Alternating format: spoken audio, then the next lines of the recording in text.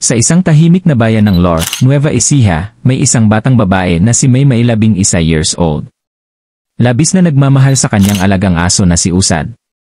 Araw-araw, tuwing umuwi si Maymay mula sa eskwelahan, agad niyang hinahanap si Usad para bigyan ng pasalubong at makipaglaro. Sa sobrang close nila, madalas pang ang mahuli ng kanyang tiyuhin na magkatabi silang natutulog. Para kay Maymay, hindi lamang alaga si Usad, kundi matalik na kaibigan at kasama sa lahat ng oras. Ngunit hindi alam ng lahat, magiging piping saksi si Usad sa isang trahedyang yayanig sa kanilang pamilya. Noong Setyembre 12, 2018, bandang 2:00 ng hapon, maagang pinauwi ang mga estudyante dahil sa biglaang suspensyon ng klase. Pag-uwi ni Mang Ernesto mula sa bukid, agad niyang tinanong ang asawa kung nasaan Yenji anak na si Maymay. Baka naglalaro lang kasama si Usad, ang sagot nito. Ngunit pagsapit ng gabi, hindi pa rin umuwi si Maymay.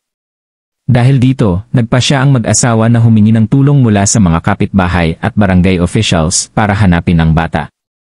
Habang papalalim ang gabi, dumating ang tiyuhin ni Maymay na si Felix de la Cruz Naiferrer para tumulong sa paghahanap, ngunit kahit saan sila magpunta ay hindi nila makita ang bata. Hanggang sa biglang dumating si Usad. Balisa at hinal ang aso na tila may nais ipahiwatig. Sa una, hindi ito pinansin ng grupo. Ngunit makailang ulit itong tumahol at pilit silang inaakay papunta sa isang masukal na bahagi ng palayan. Doon, natigilan ang lahat. Sa harap nila, natagpuan ang walang buhay na katawan ni Maymay. Halos gumuho ang mundo ni Mang Ernesto sa natuklasan. Habang niyayakap ang malamig na bangkay ng anak, paulit-ulit niyang tinatanong, sino ang gumawa nito sayo? Sa investigasyon ng mga pulis, lumabas na si Maymay ay biktima ng karumal-dumal na krimen.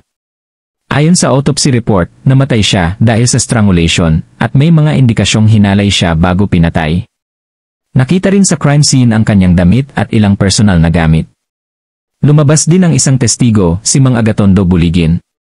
Anya, nakarinig siya ng iyak ng bata at nang silipin niya, nakita niya si Felix na kasama si Maymay. Noong una, inakala niyang pinapauwi lamang ng tiyuhin ang pamangkin, kaya hindi niya ito pinansin. Ngunit sa kanyang salaysay, malinaw na siya ang huling nakitang kasama ng bata. Dahil dito, itinuring ng mga investigador na pangunahing suspect ang mismong tiyuhin, si Felix de la Cruz Naiferrer, 21 anyos.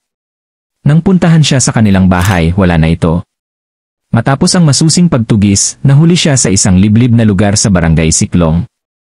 At nang kapkapan, nakuha pa sa kanya ang 2 sachet ng hinihinalang shabu.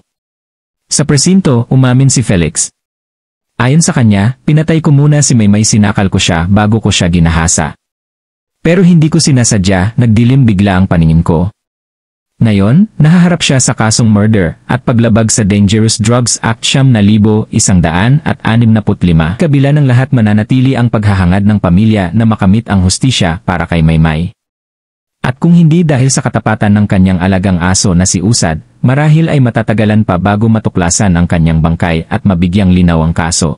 Kung nagustuhan niyo po ang ating istorya ngayon, paki-like naman po ng ating video at mag-subscribe na rin kayo para palagi kayong updated sa mga istorya na gaya nito.